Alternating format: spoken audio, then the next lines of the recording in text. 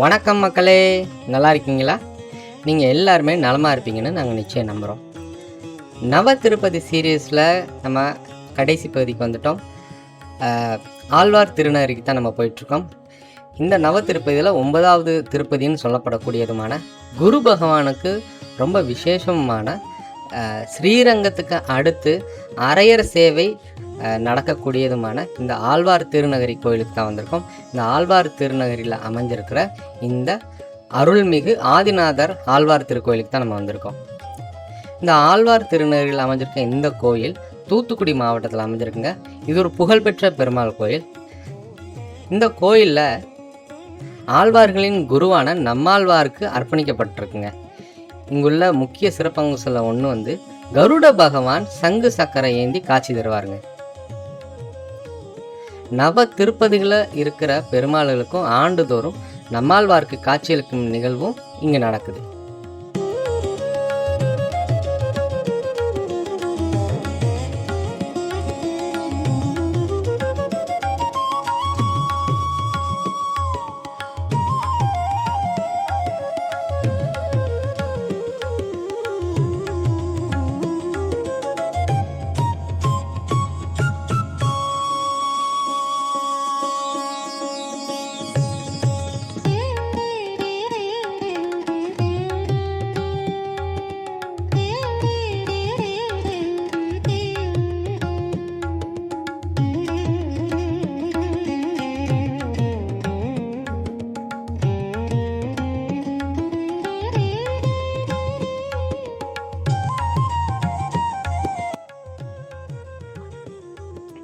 இந்த கோயிலோட சிறப்பு அம்சங்கள் அப்படின்னு சொல்ல போகிறோம்னா 9 பெருமாள் கோயிலிலும் குருவுக்குரிய தலமாக இந்த ஆழ்வார் திருநகரி கோயில் அமைஞ்சிருக்கு.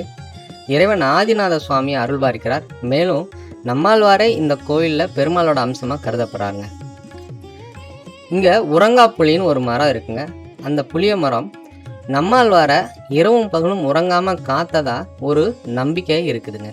அது அந்த புளிய மரம் இந்த தலத்தில் ரொம்ப விசேஷம். நம்மாழ்வார் எவ்வளோ விசேஷம் அப்படின்னா, மதுர கவி ஆழ்வார் பெருமாளுக்கு பதிலாக நம்மாழ்வாரை இந்த கோயிலில் மங்களாசாசனம் செஞ்சு பாடியிருக்கிறாரு.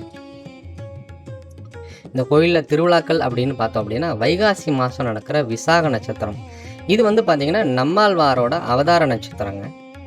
வைகாசியில் நடக்கிற கருட சேவை முன்பே நம்ம நிறைய மற்ற நவ திருப்பதி தலங்களில் நம்ம சேனலில் போஸ்ட் பண்ணியிருக்கோம். அதுலேயே நான் மென்ஷன் பண்ணியிருக்கேன். நவ திருப்பதியில் இருக்கிற பெருமாள்களும் இந்த கோயிலில் வைகாசி அன்னைக்கு கருட சேவையில் எழுந்தருள்வாங்க. அது தவிர்த்து பிரம்மோற்சவமும், கிருஷ்ண ஜெயந்தி, தீபாவளி, தமிழ் புத்தாண்டு, வைகுண்ட ஏகாதசி அப்படின்ற திருவிழாக்கள் இங்கே ரொம்ப விசேஷமாக கொண்டாடப்படுது. ஆழ்வார் திருநகரிக்கு தன் பொருநல் அப்படின்ற இன்னொரு பேரும், ஆதிச்சேத்திரம் அப்படின்ற பேரும், திருக்குருகூர் அப்படின்ற பேரும் இருக்குது. இந்த ஊரில் உள்ள அந்த தாமிரபரணி ஆற்றுல மிதந்து வந்த சங்கு பெருமாளை வணங்கியதா இங்கே தல வரலாறு கூட சொல்கிறாங்க. இந்த கோயில் அமைந்த இடம் ஆழ்வார் திருநகரி பேருந்து நிலையத்துக்கு ரொம்ப அருகில் இருக்குது. திருநெல்வேலியிலேருந்து திருச்செந்தூர் போகிற மெயின் ரோட்லேயே ஆழ்வார் திருநகரி பேருந்து நிலையமும் ஊரும் அமைஞ்சிருக்கனால இந்த கோயிலுக்கு வர்றது ரொம்ப எளிதுங்க. நவ திருப்பதிகளில் கடைசி திருப்பதியாக சொல்லப்படக்கூடிய தாமிரபரணி ஆற்றல் அமைந்த இந்த கோயிலோட நம்ம இந்த நவ திருப்பதி சீரியஸை நம்ம எண்ட் பண்ணுறோம்.